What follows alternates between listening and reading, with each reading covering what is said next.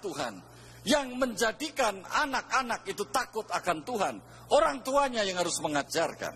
Artinya keluarga itu yang utama. Tempat mendidik orang Kristen itu di keluarga. Tempat mendidik menjadikan orang beriman itu di keluarga. Saudara bisa tangkap ini? Amin, saudara. Keluarga tempat menjadikan engkau dan anak cucumu takut akan Tuhan Allahmu, dan berpegang pada segala ketetapan dan perintahnya yang kusampaikan kepadamu, dan supaya lanjut umurmu. Pasti orang tahu kalau panjang umur itu sehat. Dengan kata lain, orang yang taat sama Tuhan, orang yang takut sama Tuhan, orang yang menjalankan perintah Tuhan, hatinya terjaga. Kalau hati ini terjaga, maka seluruh tubuh kita sehat. Amin, saudara. Hati yang gembira adalah obat yang manjur. Beri tepuk tangan buat Tuhan. Hati terjaga, hati ini terjaga, harus dijaga hati. Kalau orang tua mendidik anak atau yang disebut menjadi orang tua, mengasuh anak atau yang biasa disebut parenting. Saya baca di koran, banyak ditawarkan, saya dengar dari radio, banyak dipromosikan. Ada happiness parenting, ada hypno-parenting, ada effective parenting, macam-macam jenis parenting. Tentunya itu tidak salah, karena ada dasar teorinya. Tetapi yang dimaksud dengan parenting di Alkitab beda dengan parenting yang ditawarkan oleh dunia, beda. Karena parenting di Alkitab itu mengerjakan hati, menjaga hati.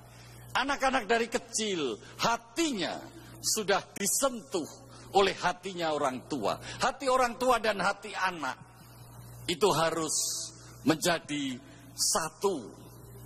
Tidak boleh terpisah. Anak tidak boleh sakit hati sama orang tua. Orang tua tidak boleh sakit hati sama anak. Mengerti, saudara? Coba saudara baca di dalam Maleakhi pasal yang keempat. Kitab terakhir dari Perjanjian Lama. Ayat yang kelima. Sesungguhnya aku akan mengutus Nabi Elia kepadamu menjelang datangnya hari Tuhan yang besar dan dahsyat itu. Artinya persiapan untuk menyambut kedatangan Tuhan.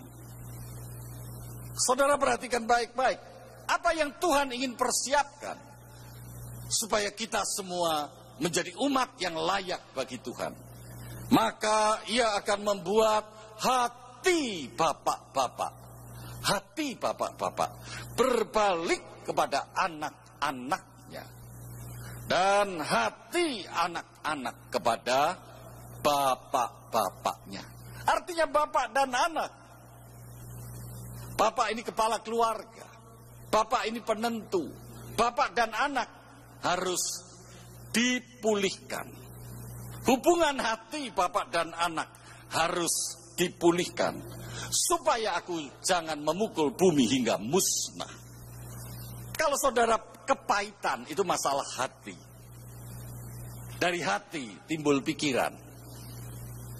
Pikiran yang dipengaruhi hati yang pahit pasti berbeda dengan pikiran yang dipengaruhi hati yang sukacita. Betul, saudara? Pikiran yang dipengaruhi hati yang melawan, menolak kebenaran, hati yang keras, pasti berbeda dengan pikiran yang dipengaruhi hati yang penuh kebenaran. Betul, saudara? Pikiran yang dipengaruhi oleh damai sejahtera pasti berbeda dengan pikiran yang dipengaruhi oleh hati yang pedih. Kerajaan Allah adalah masalah hati. Kerajaan Allah adalah masalah kasih. Sebab itu yang utama adalah mengasihi Tuhan Allahmu dengan segenap hatimu. Masalah hati. Kalau kita ke gereja, kita memberikan hati kita untuk Tuhan. Kita terbuka, hati kita terbuka bagi Tuhan. Kita minta Tuhan selidiki hati. Sebab itu kalau ke gereja, siapkanlah hatimu. Amin, saudara. Supaya hati kita dijamah oleh Tuhan, disentuh oleh kasih-Nya, yang sakit dipulihkan, yang lemah dikuatkan, yang terikat dilepaskan di dalam nama Yesus. Bukan soal pikiran, soal hati. Karena firman harus diterima dengan hati, bukan dengan akal pikiran. Nah, saudara yang dikasihi Tuhan, kembali di dalam Filipi pasal yang ke-2 tadi. Di dalam Lukas pasal 6 ayat yang ke-45, Tuhan Yesus mengatakan demikian, orang yang baik mengeluarkan barang yang baik dari perbendaharaan hatinya. Hati. Menjadi orang tua, hubungan suami istri adalah urusan hubungan hati. Hati. Uang tidak memuaskan hati. Betul, saudara? Pendidikan yang tinggi tidak akan memenuhi hati. Ada orang tua pernah bercerita sama saya. Saya nyesel nyekolai anak saya. Loh, kenapa, Pak? Saya sudah sekolahkan tinggi. Dia sarjana, malah lanjut postgraduate S2. S2-nya di Australia lagi. Tapi pulang-pulang ngelawan bapaknya. Ya jelas dong. Perguruan tinggi tidak mengubah hati. Siapa yang mengubah hati? Roh Kudus. Yang setuju angkat tangan. Sebab itu orang tua harus menyentuh hati anak. Orang tua harus dengar firman Tuhan. Orang tua harus takut kepada Tuhan. Orang tua harus melakukan perintah Tuhan. Orang tua harus mengasuh anaknya menjadi orang tua itu mengerjakan hati. Yang baik, orang yang baik mengeluarkan barang yang baik dari perbendaharaan hatinya yang baik. Orang yang jahat mengeluarkan barang yang jahat dari perbendaharaannya yang jahat.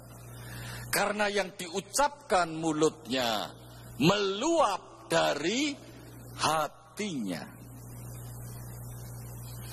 Dari bagian lain di Matius 15 ayat 19. Karena dari hati timbul segala pikiran yang jahat.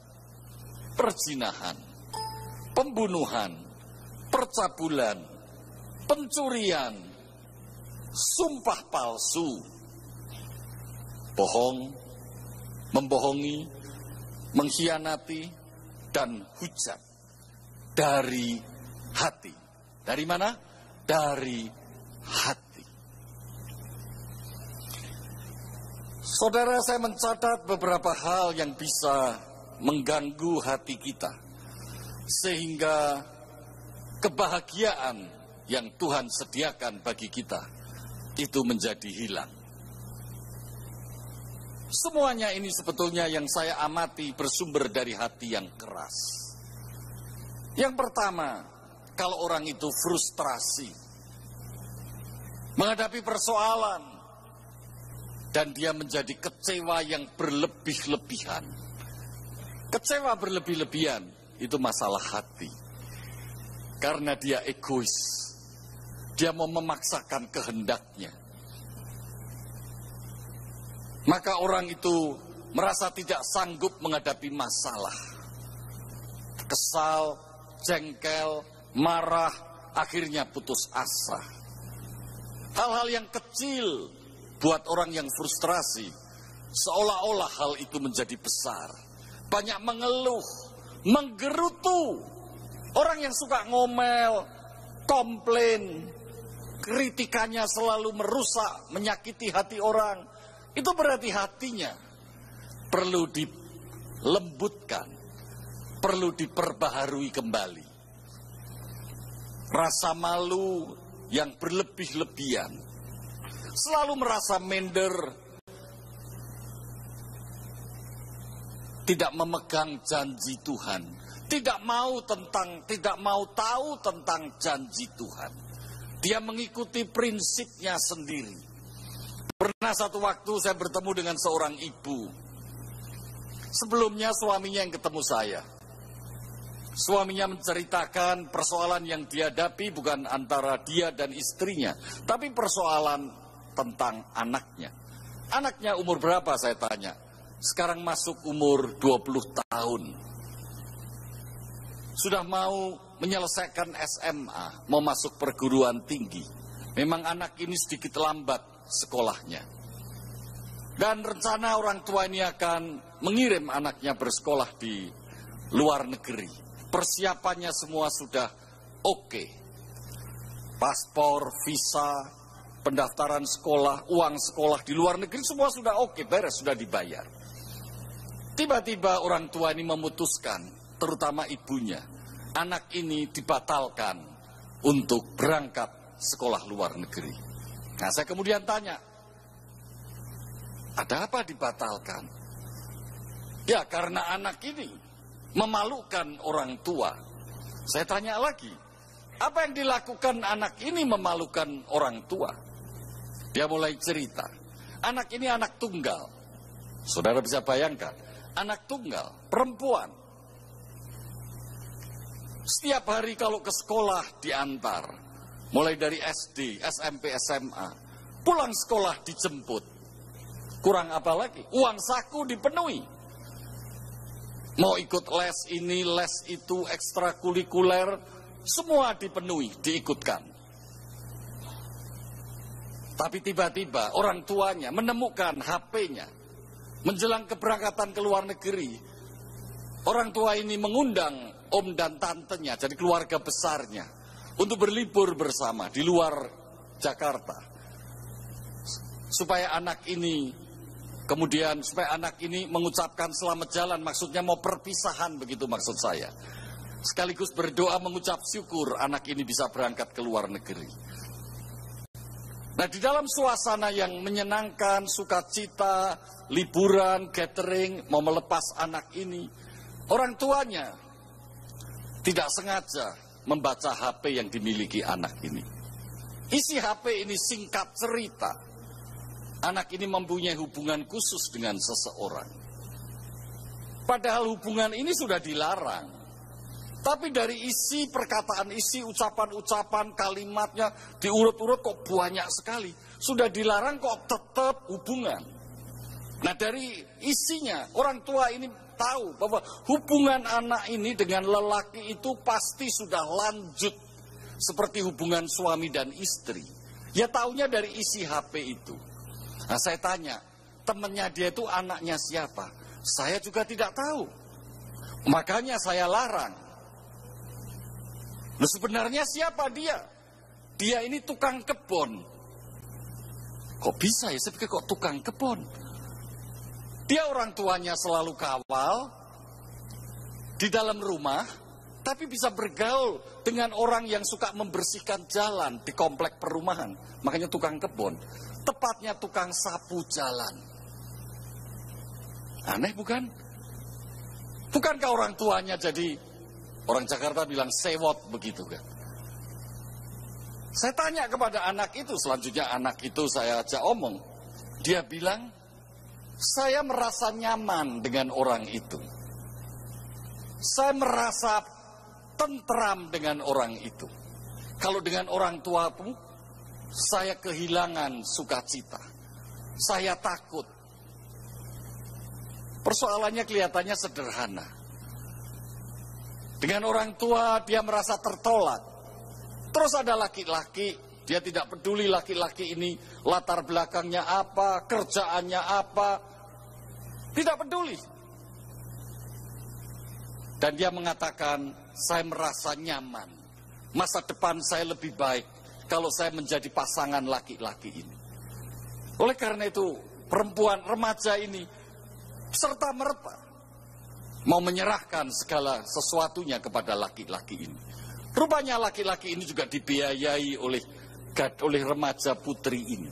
Karena laki-laki ini penyapu jalan, sedangkan dia adalah anak orang yang memiliki rumah yang cukup bagus, begitulah di sebuah komplek yang juga cukup bagus.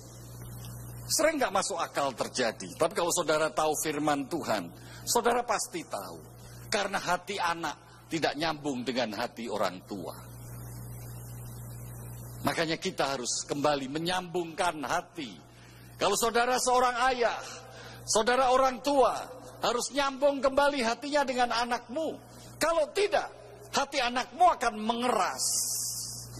Dan dia akan melakukan hal-hal yang bertentangan dengan kebenaran firman Tuhan. Ini bukan hanya semata tidak atau diberikan atau tidak diberikannya pendidikan seks. Bukan semata tidak bisa memilih teman pergaulan. Masalahnya adalah masalah hati. Pastikan hidupmu saat ini mementingkan, menjadikan rumah, menjadi tempat untuk menjadikan hati dari anak. Tentunya hati dari pasangan hidupmu terjaga, tetap lembut. Saudara mau? Lambaikan tanganmu, saudara. Beri tepuk tangan buat Tuhan. Hati yang keras adalah hati yang orang katakan selfish.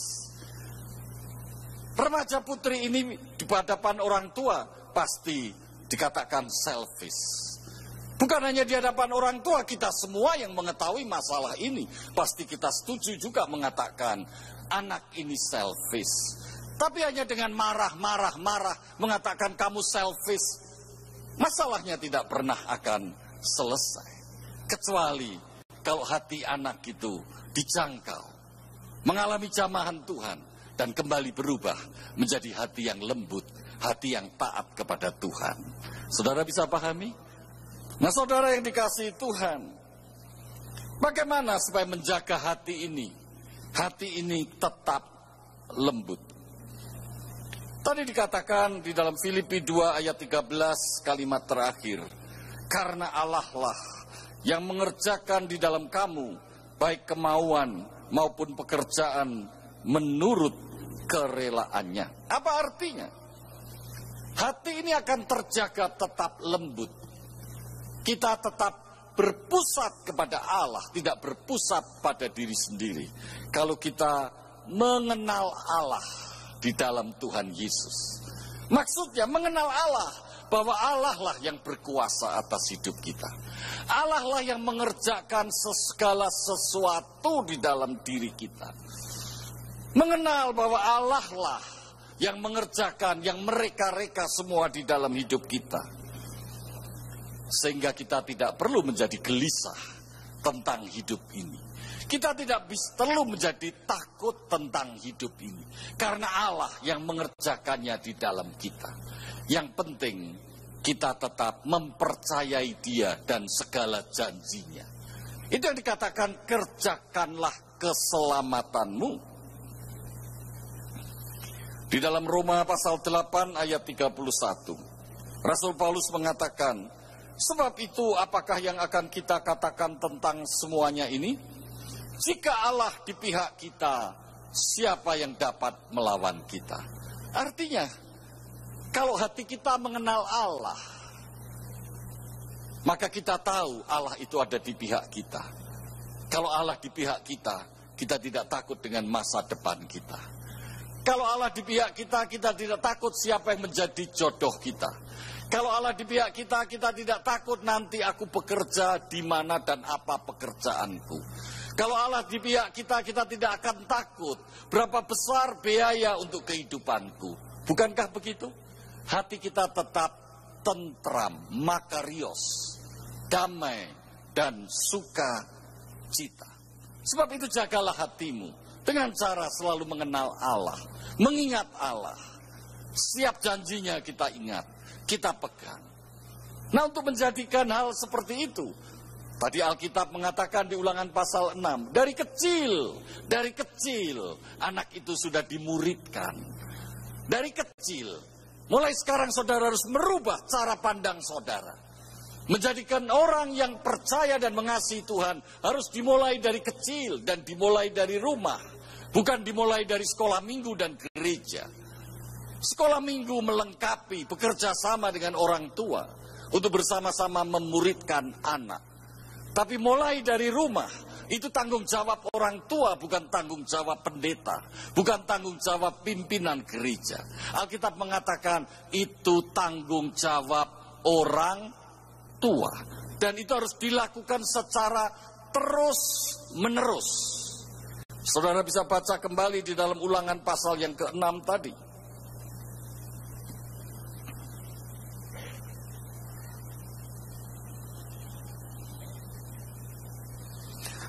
Ayat yang keempat, dengarlah hai orang Israel, Tuhan itu Allah kita, Tuhan itu Esa. Kasihlah Tuhan Allahmu dengan segenap hatimu dan dengan segenap jiwamu dan dengan segenap kekuatanmu. Apa yang kuperintahkan kepadamu pada hari ini haruslah engkau perhatikan. Haruslah engkau mengajarkannya apa? Berulang-ulang. Berulang-ulang. Bukan hanya sekali, bukan hanya 1000 kali, tapi berulang-ulang kepada anak-anakmu. Berarti orang tua yang mengajarkannya, bukan hanya pendeta, bukan hanya kakak sekolah minggu, bukan hanya guru sekolah minggu, bukan hanya pembina remaja, tapi perintah ini untuk orang tua.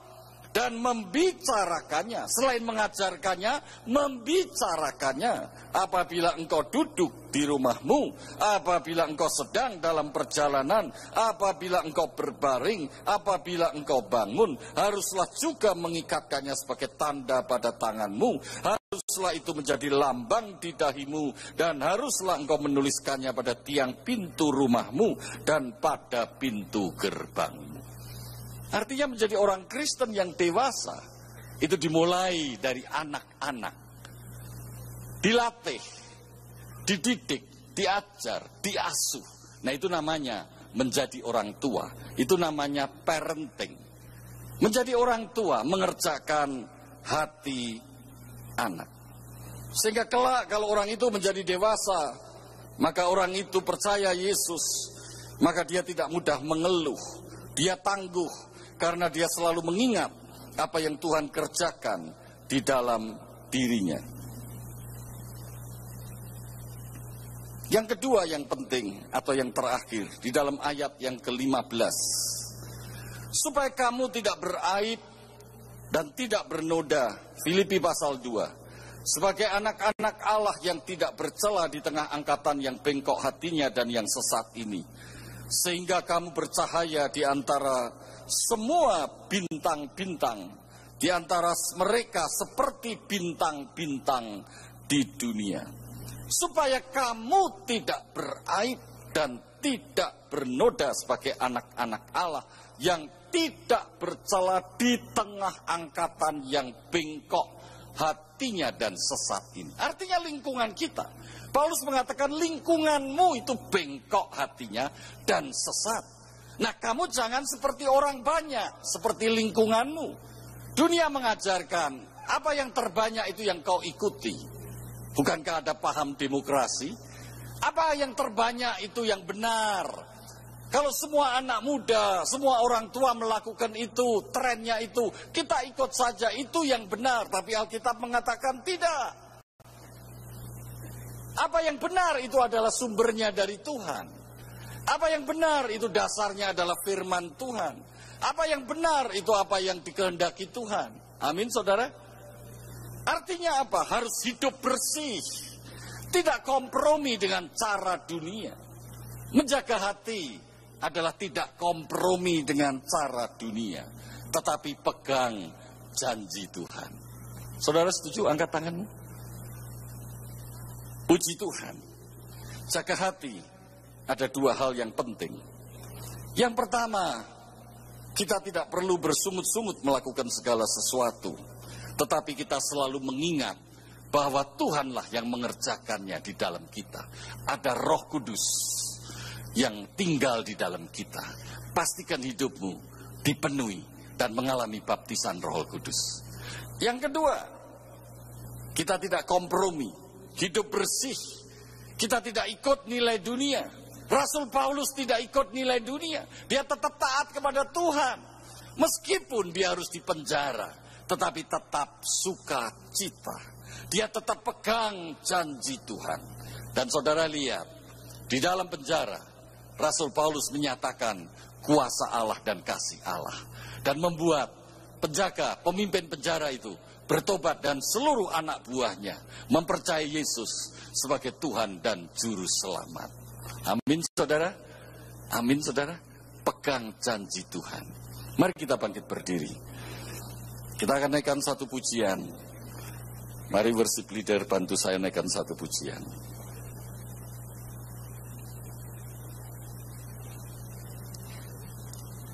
Saudara, untuk bahagia jaga hatimu. Untuk menjaga hati jangan bersungut-sungut. Untuk menjaga hati, saudara tetap pegang janji Tuhan.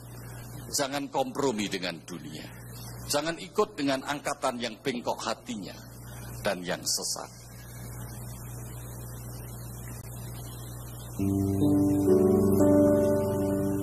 Bagaikan bencana siap dibentuk, demikian hidupku di tanganmu. Dengan berapa kuasa Rohmu, ku dibaharui selalu.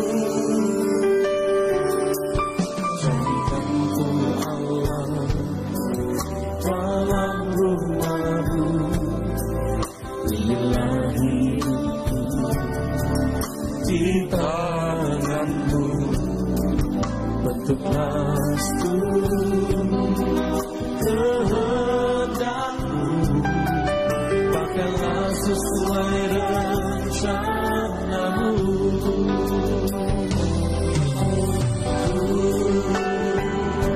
Seperti-Mu Yesus, disempurnakan selalu dalam setiap jalanku, memuliakan nama-Mu.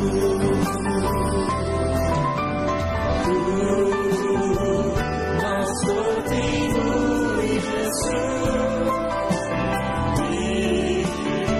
disempurnakan selalu dalam setiap jalanku, memuliakan nama-Mu.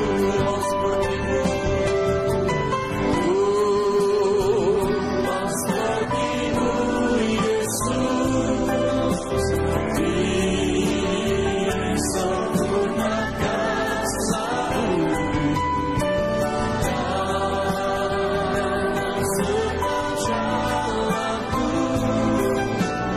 memuliakan nama-Mu,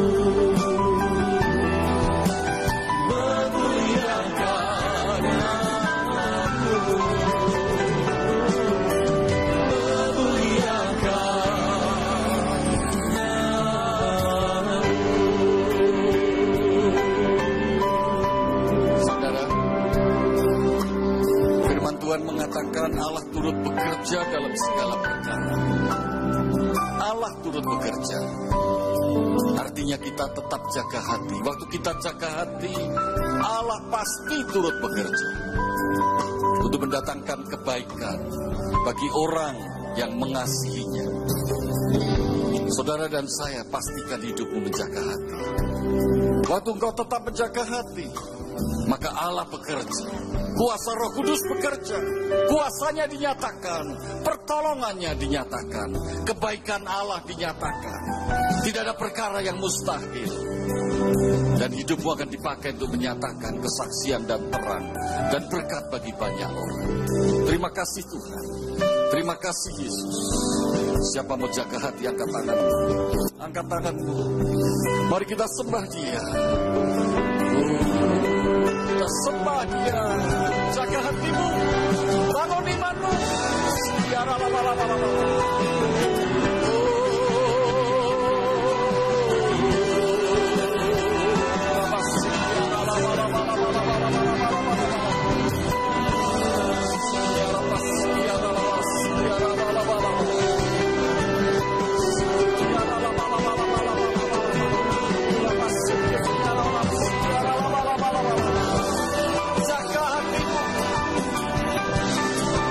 Allah yang berkuasa atas hatimu.